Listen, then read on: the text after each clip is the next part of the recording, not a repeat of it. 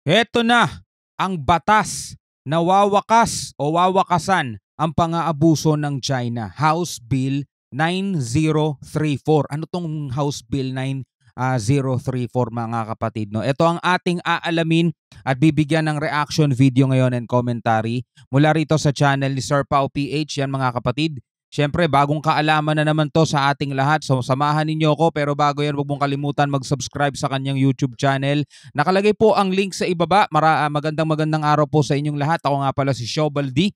At kung bago ka pa lamang dito sa ating channel at trip mo yung mga ganitong klaseng reaction video, huwag mong kalimutan mag-subscribe. Click mo na rin ang notification bell para ma-notify ka pag may mga bago tayong commentary and reaction video. Huwag na natin patagalin pa. Total, wala na rin naman tayong hinihintay na. Panoorin na natin to mga tol. Magandang araw sa ating lahat mga kaalyado. Advance happy weekend sa ating lahat. Meron tayong pag-uusapan ngayon tungkol dito sa isang House Bill na nais maisabatas ng isang kongresista para mas maprotektahan ang bansa natin sa mga panghaharas na katulad ng ginagawa ng kinaiinisan ng lahat, ang komunistang bansa na China. Nabuksang muli ang usapin na ito. At ngayon ay nais ngang madaliin ng kongresista na maisabatas ang House Bill 9034 matapos ang nangyaring banggaan ng mga barko ng China at Pilipinas malapit sa Ayungin Shoal noong nakaraang linggo. Kumusta mga kaalyado? Marami na naman kayong matututunan dito. Kaya para malaman ang buong detalye ay manatiling nakatutok at tapusin nyo itong video. At pakilike and subscribe ng YouTube channel natin. And huwag niyong kalimutan na i-hit ang bell icon para laging magno-notify sa inyo kung may bago tayong upload. Maraming salamat po. Alright. Alam niyo mga tol, no, maganda, makakatulong kung magkakaroon ng batas na wawakas nga talaga no, sa pang-aabuso ng China. Pero sana itong batas na to na ipapasa ay maging matibay talaga, magkaroon ng pangil. Kasi kung naaalala ninyo, kahit na international na batas ay hindi nire-respeto ng China. Ano pa kaya kung ang batas na to ay manggagaling lamang sa Pilipinas? Kaya ako sinabing lamang kasi nga lang ang tingin nila sa atin mga tol. Minamaliit nila tayo, kung hindi ba naman tayo minamaliit, gagawin ba naman nila tong ginagawa nila sa atin? Hahabulin, harangin sa mismong teritoryo natin mga tol. 'Di ba? So, lagi natin tatandaan no, etong bansang to ay walang respeto. Hindi lang sa atin, kundi pati sa ibang mga bansa na sinagasaan nila doon nga sa tinatawag nilang 10-dash line nila mga tol. Kahit na ang international law, UNCLOS, international na batas mga tol, ay baliwala sa kanila. So sana itong magiging House Bill 9034 na to na isinusulong ng isang kongresista ay magkaroon talaga ng pangil. No? Hindi lang pangil, pati kuko. No? Dapat ganun. Well, hindi pa natin alam kung ano tong batas na to, kaya panoorin na natin mga tol.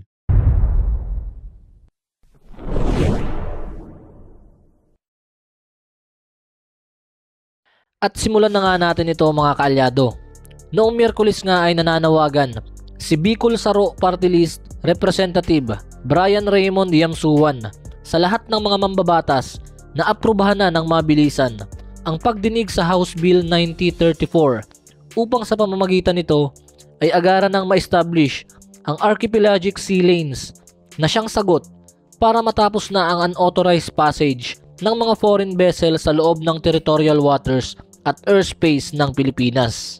So naging urgent nga mga kaalyado itong panawagan ni Representative Yamsuan dahil sa nangyaring collision sa West Philippine Sea na ayon sa kanya, ito ay banta sa regional peace and stability ng ating bansa and blatant violation ng international law. Habang patuloy ang pang-aabuso ng China sa freedom of navigation sa loob ng exclusive economic zone ng ating bansa, kailangan na nating kumilos kaagad para masiguro na ang mga aksyong ginagawa ng China ay hindi na umabot pa sa territorial waters or territorial sea ng ating bansa at humantong sa pagkakandak nito ng mga aktibidad na walang permiso ng ating gobyerno. Ayon kay Bicol Saro Party List Congressman Yamsuan, ang Archipelagic Sea Lanes Bill at Maritime Zones Act ay parehas na magpapalakas sa posisyon ng Pilipinas na obligahin ang ibang mga bansa, partikular na nga ang China, na mag-comply sa mga provisions ng international law. Kung hindi ako nagkakamali mga kaalyado, ay nauna nang maisabatas ang Maritime Zones Act. Sa ilalim ng batas na ito ay nagkaroon ng deklarasyon ang mga jurisdiction ng ating pamahalaan sa 5 maritime zones ng ating bansa. Kabilang nga dito ang internal waters, archipelagic waters, territorial sea, contiguous zone at exclusive economic zone. At ayon kay Representative Yam Suwan, ang patuloy na non-designation nitong archipelagic sea lanes ay parang pagpapakawala ng ating pamahalaan sa ating mga karapatan sa ilalim ng United Nations Convention on the Law of the Sea. Ano ba talaga ang ibig sabihin nitong archipelagic sea lanes mga kaalyado? Itong sea lanes na ito mga kaalyado ang magsisilbing indicators sa karagatan ng Pilipinas kung saan ang mga foreign ships at mga aircraft ay dito lamang pinapayagang dumaan sa mga designated sea lanes na ito.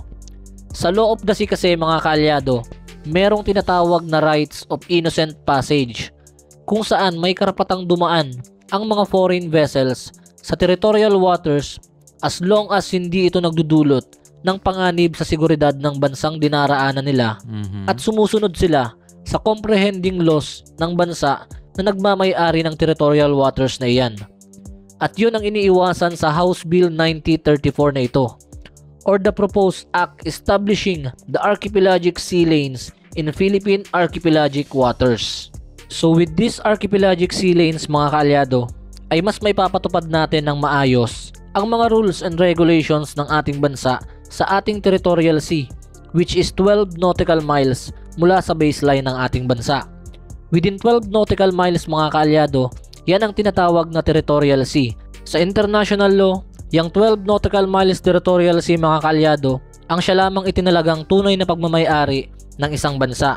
Pero extended yan mga kaalyado sa another 12 nautical miles, which is yung tinatawag na contiguous zone.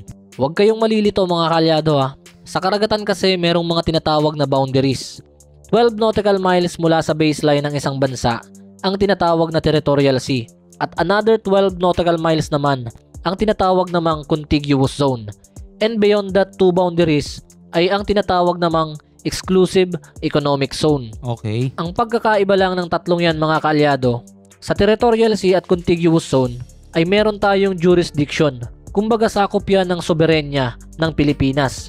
Samantalang ang exclusive economic zone naman mga kaalyado ay meron lamang tayong sovereign rights. Kumbaga tayo ang may karapatan sa lahat ng marine resources, sa lahat ng yaman na nasa loob ng 200 nautical miles exclusive economic zone. Alright, malinaw na malinaw yan, no? Sovereign rights. So tayo lamang ang may karapatan sa lahat ng yaman na nandiyan mga tol. Pero yun nga eh.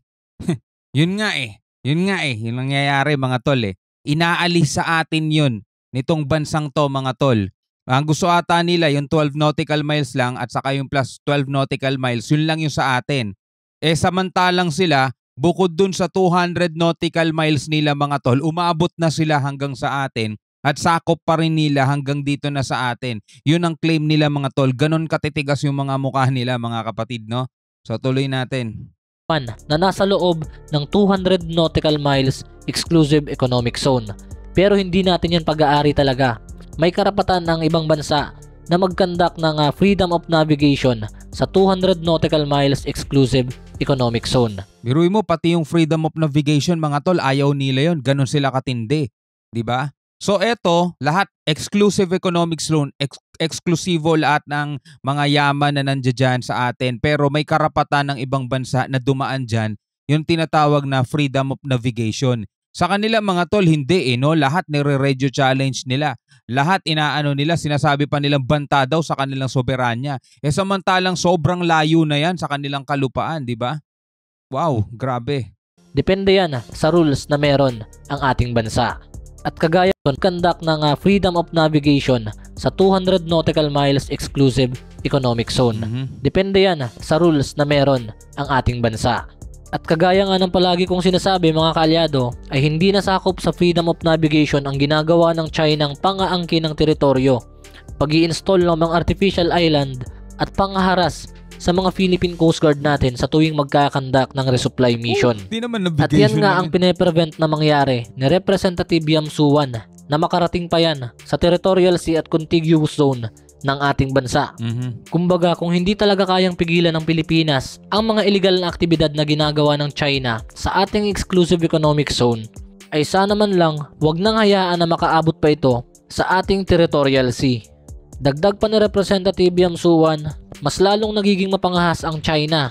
Ngayon na nasa loob na sila ng exclusive economic zone ng Pilipinas, di natin alam kung bukas ay baka nasa loob na din sila ng territorial sea natin. Hindi malabo yan kung ibe-baby yan ng gobyerno natin. Well, sa ngayon wala namang nangyayaring pambe-baby sa kanila, no? Maliban lang sa iilan, mga tol. Pero kapag hinayaan natin yan, mga tol, magugulat na lang talaga tayo one day from now. Nandito na sila 12 nautical miles na o 24 nautical miles na ang lapit nila sa atin. 'Di ba naalala ninyo, sabi ni Bronner, 'di ba? Nasa 60 nautical miles pa lang may PLA na. Grabe, no? Huwag na nating antayin na makapasok sila ulit, na ang kaya lang nating gawin is magprotesta. Sa ngayon mga kaalyado ay hindi pa malinaw kung hanggang saan ang sakop ng archipelagic sea lanes na ito. Kung hanggang territorial sea ba ito, contiguous zone o hanggang exclusive economic zone. Kaya naman noong nakaraang hearing or session habang dinidinig ang House Bill 9034 o Archipelagic Sea Lanes Act, ay nakiusap si Senator Francis Tolentino na siyang chairperson habang dinidinig ang House Bill 9034 na sana ay linawin kung hanggang saan ang sakop nitong Archipelagic Sea Lanes. Pero ganun pa man mga kaalyado, ay nasisiguro ko na kapag naaprubahan at naging batas ang House Bill 9034 na ito, ay lahat tayong mga Pilipino ang makikinabang dito. Kaya't sana ay ma-finalize na ng mga author ng House Bill 9034 na ito kung hanggang saan ang sakop ng Archipelagic Sea Lanes para nang sa ganun ay maaprubahan na ang House Bill na ito sa susunod na session ng pagdinig ng Kongreso sa November 6. Ano sa tingin nyo mga kaalyado? Ito na kaya ang batas na pipigil sa pang-aabusong ginagawa ng China sa ating bansa? Please leave a comment and opinion. Dahil hanggang dito na lang muna. Okay, so opinion time mga kapatid, no? So lahat naman ng batas, laging maganda yan. Makakatulong at makikinabang ang bawat Pilipino, mga tol. Yun lang kung paano i-implement, 'di ba?